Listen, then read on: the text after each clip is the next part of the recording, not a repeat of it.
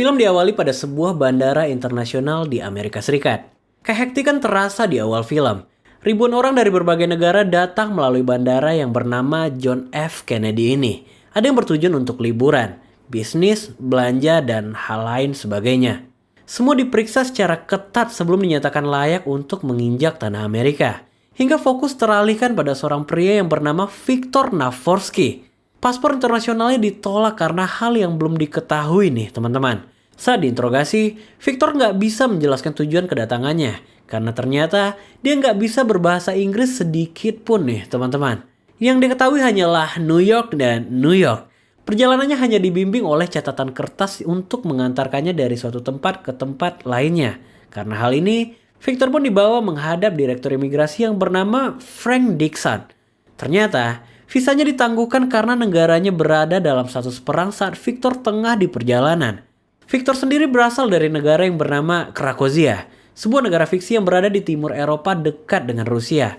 Pemberontak ini telah menguasai negara itu, sehingga semua penerbangan ke sana ditangguhkan. Karena hal ini, Viktor terjebak di dalam sebuah gap antara dia nggak bisa memasuki Amerika dan dia juga nggak bisa pulang ke negara asalnya. Bagaimanapun, bandara memberikan dispensasi dengan menyediakannya fasilitas ruang tunggu dan beberapa voucher makanan. Beberapa menit setelah itu, TV menyiarkan tentang krisis yang terjadi di Krakozia. Presiden kini telah disandra oleh pemberontak. Disinilah Viktor baru menyadari apa yang tengah terjadi. Kepanikan kini tergambar jelas di wajahnya. Berniat hendak menelpon pulang, tapi dia nggak mengerti bahasanya. Berniat ngebantuin orang, dia malah kehilangan voucher makanannya. Pada malam harinya, Viktor pun berniat untuk beristirahat di ruang tunggu yang telah disediakan. Tapi ternyata itu adalah ruangan usang yang telah ditinggalkan. Ruangan berdebu yang bisa dikatakan gak layak huni untuk sekelas bandara. Tapi Viktor gak pernah komplain. Dia hanya berbuat nekat aja. Kursi-kursi itu dia modif biar bisa dipakai buat tidur. Skrin lampu juga dia matiin seakan-akan itu adalah rumah sendiri. Well, ini adalah hari pertama Viktor tinggal di bandara. Benar-benar kayak rumah sendiri nih teman-teman. Dia handukan di tengah-tengah ruang tunggu itu. Mandinya juga di wastafel. Aktivitas Viktor ini mendapat perhatian dari direktur. Dia bingung kenapa Viktor nggak berusaha melarikan diri. Karena secara logis, orang macam apa yang mau diminta menunggu sampai waktu yang nggak ditentukan. Bagaimanapun, Viktor adalah tanggung jawabnya selama di bandara. Dan untuk melepas tanggung jawab itu, Frank harus bisa ngebuat Viktor meninggalkan bandaranya. Siang itu juga, Frank mendatangi Viktor untuk memberitahunya sebuah rahasia, yaitu jalan yang bisa menuntun Viktor keluar dari bandara. Seolah menjadi pahlawan, Frank pun melepasnya dengan kata perpisahan. Ternyata, ini adalah sebuah jebakan teman-teman. Karena begitu Viktor meninggalkan bandara, Frank segera meminta polisi menangkapnya. Kini Viktor pun mulai berjalan ke pintu keluar. Dia tersenyum. Karena sebentar lagi dia akan sampai ke New York. Tapi saat hendak membuka pintu itu, seseorang menerobos dan mendahuluinya. Suara kamera yang terus mengikuti membuat Viktor curiga. Beberapa gerakan dia lakukan untuk memastikan ini. Hingga akhirnya... Get the cameras. Iya, dia mengetahui bahwa ada sesuatu yang gak beres. Kegagalan usaha ini membuat Frank ditertawakan oleh satuan penjaga.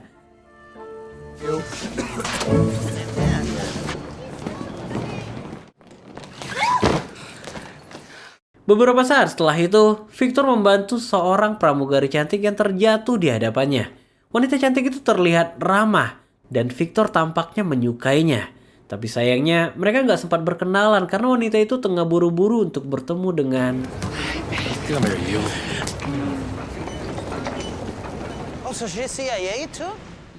Kehadiran Viktor yang secara tiba-tiba mulai menjadi omongan di belakang pintu nih teman-teman. Petugas kebersihan merasa bahwa Viktor adalah seorang agen CIA yang tengah menyamar. Tapi tentu itu nggak benar. Untuk menyambung hidup, Viktor belajar bahwa mengembalikan troli ke tempatnya dapat menghasilkan uang. Kini seharian penuh dihabiskan untuk hal itu. Dengan begitu, Viktor kini bisa makan enak setiap harinya. Sifatnya yang absurd selalu memancing tawa bagi petugas CCTV. Hingga suatu hari, berita tentang Krakozia kembali disiarkan di televisi. Viktor berjuang keras untuk mengartikan kata per katanya. Hingga akhirnya dia menyadari bahwa dia harus bisa berbahasa Inggris. Kini setiap kali selesai bekerja, Victor menghabiskan waktunya untuk membaca, belajar sebanyak mungkin yang bisa dia lakukan. Why do you wait here 2 hours every day when I've told you there's nothing I can do for you? Chance go New York 50-50. Sejauh momen ini, Victor terus membagikan senyum kepada semua orang. Sifatnya yang polos dan pola pikirnya yang absurd selalu berhasil mencairkan suasana. Tapi, seseorang gak bahagia melihat ini. Frank menciptakan satu posisi baru yang bertugas dalam pengembalian troli. Dengan ini, Victor gak lagi bisa menghasilkan uang. Dan hanya hitungan waktu, dia pasti akan keluar dan terjebak. Malam harinya saat hendak istirahat, seorang pegawai logistik telah menunggu Victor di sana. Pria itu membawakan makanan enak. Ternyata petugas logistik ini adalah pengagum wanita petugas boarding tempo hari. Melihat kedekatan Victor dengan wanita itu, dia berpikir bahwa Victor dapat membantunya untuk mendapatkan wanita itu. Sebagai imbalannya, pria itu akan membawakannya makanan enak setiap malam. Sejak hari itu, Victor nggak pernah lagi kekurangan makanan nih teman-teman. Dia mengulik wanita itu sesuai dengan perintah, mulai dari tempat kesukaan, film, tipe, dan hal-hal kecil lainnya. Kelemahannya dalam berbahasa Inggris juga nggak jarang membuat kekonyolan. Seperti saat Victor berusaha menjelaskan tentang hubungan percintaan wanita itu. Eat shit. Eat shit? Eat shit. Catch him. So he cheats. Yes. Lama-kelamaan, wanita petugas border juga muak. Karena Victor nggak kunjung memberitahunya tentang pria di balik semua ini. Who is it? Man of misery. Miss Misery. Misery, man of misery. Okay. Would you like something to eat? You look like you're starving. Setelah berbulan-bulan lamanya, Victor kembali dipanggil menemui Frank, sang direktur bandara. Frank mengaku memiliki ide untuk mengeluarkannya dari sana. Hukum di Amerika memberikan perlindungan bagi orang asing yang takut untuk kembali ke negara asalnya. Dan mengingat status Krakozia, Victor dapat menggunakan alasan ketakutan ini. Departemen Imigrasi akan menempatkan Victor di sebuah suaka. Tapi karena Amerika penuh dengan kasus ini, Victor akan dilepas hingga gilirannya tiba. Dan dia bisa memanfaatkan ini untuk pergi ke New York. Tapi sebelum itu, Frank akan menanyakan sebuah pertanyaan. Pertanyaan penentu. Apabila Victor dapat menjawabnya dengan benar, dia berjanji akan mengeluarkannya dari sana malam itu juga. Pertanyaan pertama. Have any fear of returning to your own country? No. Frank di sini mencoba memberikan gambaran tentang betapa menyeramkannya perang. Semua ketakutan dia gambarkan. Tapi jawaban Victor, I'm not afraid from my home.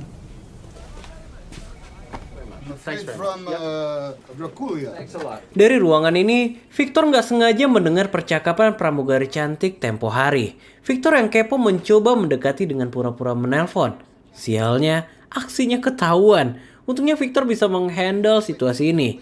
Wanita itu mengaku kesal karena dia baru tahu kalau pacarnya adalah suami orang.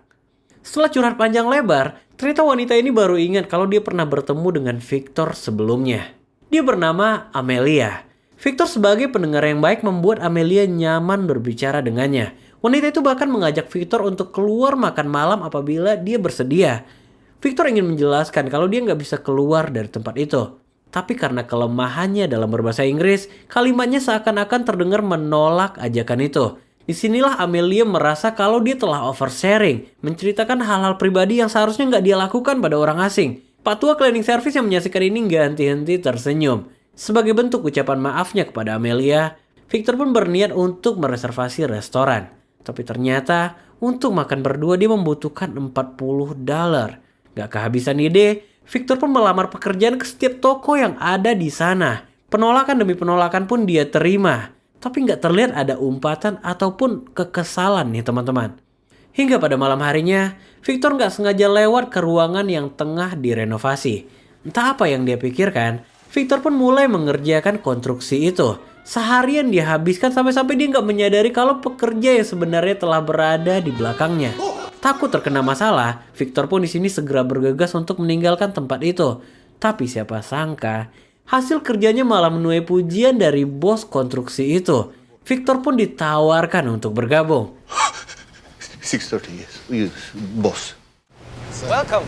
Hingga suatu hari, Victor kembali bertemu dengan pegawai bandara. Lelaki tua cleaning service tetap melihat Victor sebagai mata-mata CIA dan dia mengaku nggak mau berurusan dengan Victor.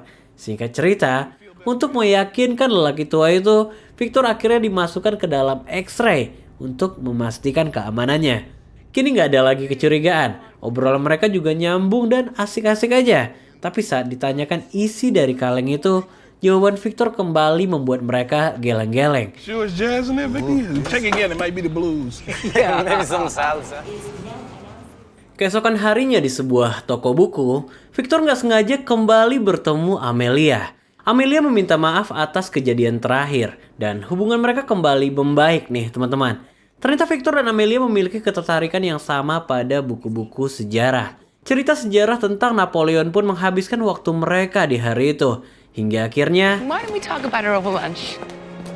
Oh my God, I can't. ya, Amelia kembali mengajak Victor makan bersamanya. Merasa aneh dengan dirinya sendiri, Amelia pun kembali pergi. Tapi kali ini Victor menahannya. Victor menegaskan bahwa nggak ada keanehan dengan ajakan itu. Sayangnya, alarm Amelia berbunyi detik itu juga, yang artinya dia harus kembali bekerja.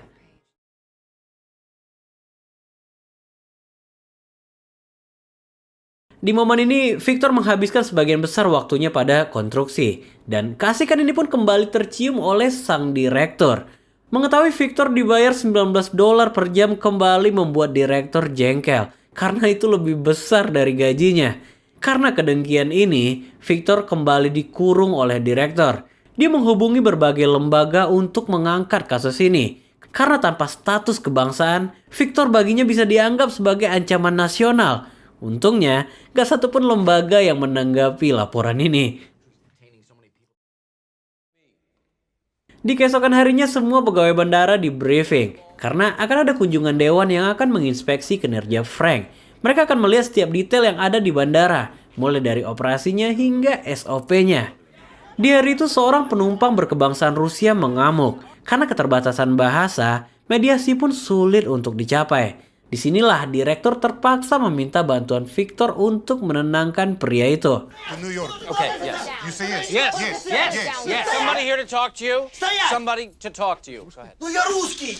Ternyata, ini disebabkan oleh peraturan sepihak yang dibuat oleh bandara. Petugas menahan obat-obatan yang dibawa oleh pria itu karena dianggap ilegal tanpa surat izin. Pria itu mengaku gak pernah mendapatkan info semacam ini sebelumnya. Sedangkan ayahnya sedang sakit dan segera membutuhkan obat-obatan itu. Pria itu memohon kepada direktur, tapi petugas segera membekuknya. Victor melihat bahwa aturan telah menciderai rasa kemanusiaan di sini. Untuk menyelamatkan pria itu, Victor berbohong dengan mengatakan bahwa itu adalah obat-obatan untuk hewan. Perbedaan sedikit bahasa dijadikan alasan oleh Victor, karena Victor mengetahui aturan imigrasi bahwa keperluan hewan gak memerlukan izin tambahan.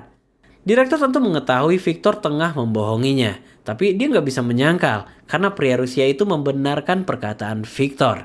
Do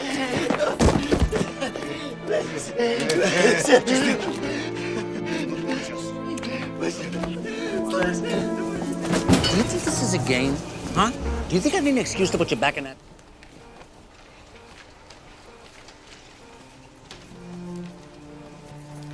Dad. You know, we don't have to do this, Victor. Di malam harinya, semua petugas bekerja sama. Mereka mencari data kedatangan Amelia, karena Victor berniat memberikan surprise pada wanita cantik itu. Namun begitu mendapatkan dokumen Amelia, mereka semua terkejut. Karena ternyata Victor menjalani hubungan dengan pramugari kelas tertinggi. 3 minggu sebelum kedatangan Amelia, Victor mempersiapkan diri. Mulai dari pakaian hingga kata-kata dia siapkan semua nih teman-teman. Singkat cerita, sampailah di hari itu. Sembari menunggu kedatangan, Victor bercerita dengan lelaki tua petugas kebersihan. Ternyata bapak ini punya masa lalu yang kelam. 23 tahun lalu dia meninggalkan anak dan istrinya di India. Dulunya, dia adalah pengusaha toko emas. Tapi polisi terus mencuranginya tentang masalah pajak. Beliau yang kesal akhirnya mengambil pisau dan menusuk polisi itu.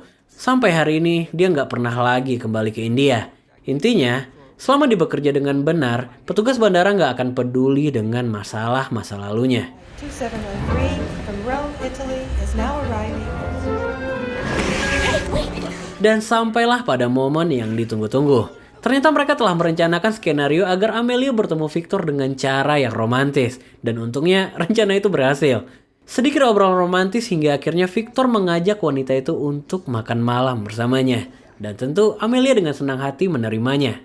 Yang unik di sini, mereka makan malam bak fine dining yang dilayani dari pintu masuk hingga meja makan. Tentunya dengan bantuan semua rekan-rekan yang ada di bandara. Tapi hebatnya, mereka semua totalitas melakukannya. Bahkan ada sesi atraksi pertunjukan juga untuk membuat suasana semakin intim. You can switch off, Elijah. I've been waiting for a phone. Di sini Amelia sebenarnya telah memberikan kode dengan mengatakan bahwa dia telah menunggu kehadiran orang itu. Tapi Victor yang gak peka membuat Amelia kembali merasa bahwa dia telah memulai percakapan yang gak seharusnya. Victor mencoba mengejar dan menenangkan. Victor juga mengaku kalau dia punya hal yang Amelia belum ketahui, bahwa dia benar-benar tinggal di bandara. Tapi Amelia malah menanggapinya sebagai kata kiasan nih teman-teman. Bunyi alarm di sini kembali mengalihkan pembicaraan. Kesal karena terus diganggu, mereka akhirnya membuang benda itu. Kini gak ada lagi pengganggu. Berjam-jam mereka habiskan bersama, hingga sampailah pada saat perpisahan.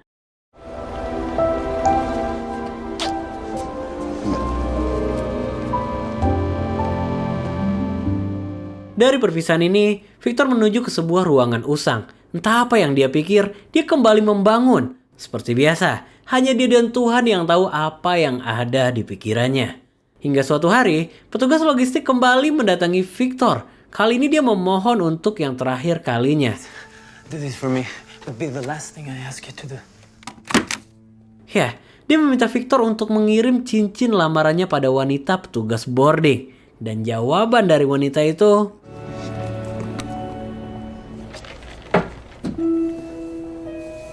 Yes, diikuti dengan suasana romantis, wanita itu tersenyum sambil menunjukkan cincin yang telah terpasang di jari manisnya. Sedikit perayaan dilakukan dengan memutari bandara menggunakan kendaraan logistik. Semua orang bahagia, dan kalian pasti tahu siapa yang tidak. Kali ini, direktur berniat menghancurkan hubungan Victor dengan Amelia. Dia merusak pikirannya dengan doktrin bahwa Victor bukanlah pria baik. Dia ditahan di bandara karena bermasalah. Dan sampai hari ini, gak seorang pun yang mengetahui apa yang dia sembunyikan di balik kaleng itu. Lagian kalau dipikir-pikir, untuk sekelas Amelia, Victor bukanlah pilihan yang rasional. Begitu kata sang direktur. Tapi apa jawaban Amelia? That's something a guy like you could never understand.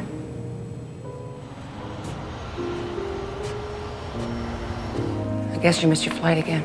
Karena hal ini Amelia pun mendatangi Victor.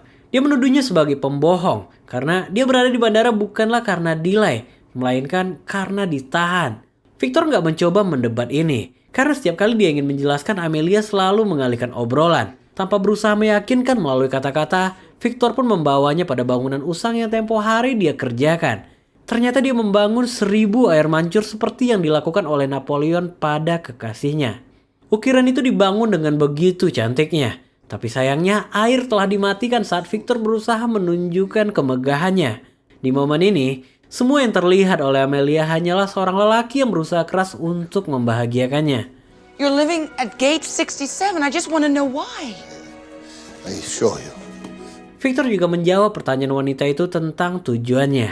Dia membuka kaleng itu dan menunjukkan foto dari 57 orang personil musik jazz. Dia mengaku ayahnya begitu mengagumi mereka. Ayahnya menghabiskan 40 tahun untuk mendapatkan tanda tangan dari seluruh personil itu. Tapi sayangnya, ayahnya meninggal sebelum mendapatkan tanda tangan dari personil terakhir yang bernama Benny Golson. Dan itulah alasan mengapa Victor ingin ke New York. Bukan karena dirinya, apalagi kepentingan bisnis. Dia datang hanya karena ingin melengkapi mimpi dari ayahnya. Sementara di dunia nyata, dia difinas sekejam mungkin, ditahan, bahkan berusaha dikriminalisasi. You say you're waiting for something. Mengutip perkataan Amelia sebelumnya, bahwa memang kita semua menunggu. Ada yang menunggu di pesawat, ada yang menunggu jadwal. Tapi kali ini, Victor nggak lagi ingin menunggu. Karena semua yang dia tunggu adalah... I wait for you.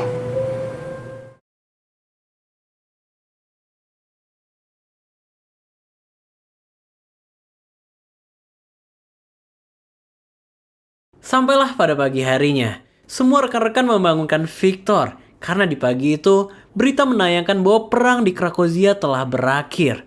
Seluruh pegawai di ruang tunggu merayakan momen ini bersama Victor. Amelia juga berada di sana. Memanfaatkan koneksi yang dia miliki, Amelia meminta temannya untuk mengurus visa untuk Victor agar dia bisa menemui Benny Golson. Yeah. I go New York? Yes. I go New York! Kegembiraan adalah milik Victor di hari itu, tapi tidak seutuhnya, karena Amelia gak akan menemaninya ke New York. Visa itu didapatkan bukan karena kebaikan seseorang, tapi dilakukan demi Amelia. Sifat random Amelia kembali terlihat di sini. Dia meminta Victor untuk menjauh nih teman-teman. Seperti sebelum-sebelumnya, hanya aja kali ini lebih jelas. Setelah semua yang terjadi, ini tentu meninggalkan kebingungan yang luar biasa bagi Victor. Amelia menjawab kebingungan ini dengan kutipan yang pernah ditulis oleh Napoleon. It was a gold locket, and on the inside, he made an inscription. Destiny. Ya, inilah takdirnya. Amelia kembali bersama kekasihnya sebelumnya.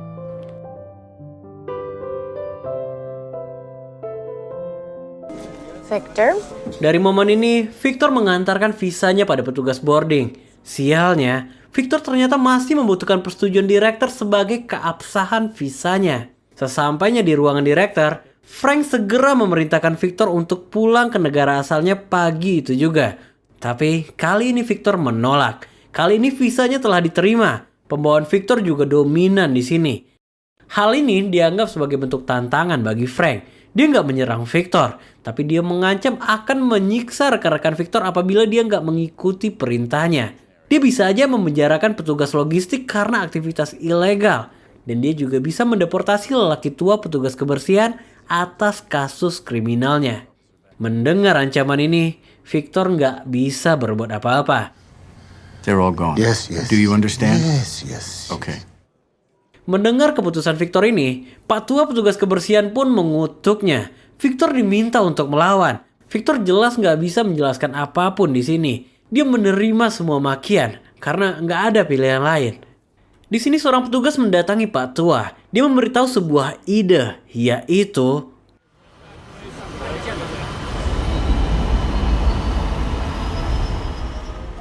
yes, Pak Tua kini menghadang pesawat yang akan membawa Victor. Aksi ini mengalihkan semua perhatian di ruang tunggu. Gak terkecuali si direktur. Dari jarak jauh Pak Tua meneriakan bahwa dia akan pulang ke negara asalnya dan sekali lagi dia meminta Victor untuk mengejar tujuannya. Pengorbanan Pak Tua sejauh ini gak mungkin disia-siakan.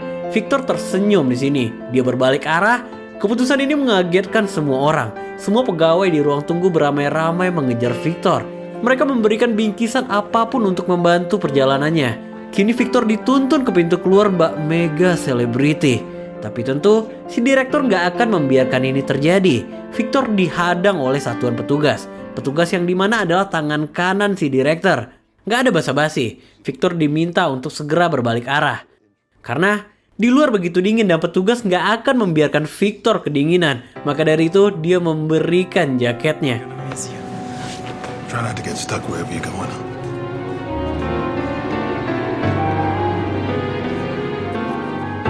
Ya, setelah 9 bulan lamanya, Victor akhirnya menghirup udara bebas di luar bandara. Dan momen mengharukan ini bertepatan dengan datangnya taksi yang membawa Amelia. Tatapan dan senyuman kecil menghangatkan suasana di momen ini. Karena mungkin ini adalah cara mereka mengucap selamat tinggal untuk yang terakhir kalinya.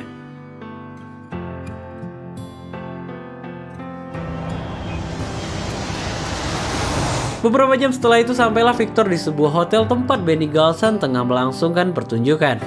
Dengan air mata yang berlinang, dia menyaksikan personil jazz itu menyelesaikan lagunya.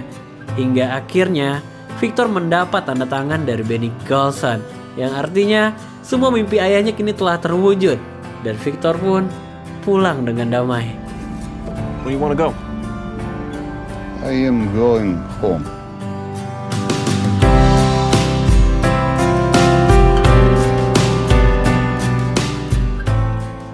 Well, itu adalah akhir dari film The Terminal. Film yang memang meninggalkan banyak pertanyaan bagi para penontonnya.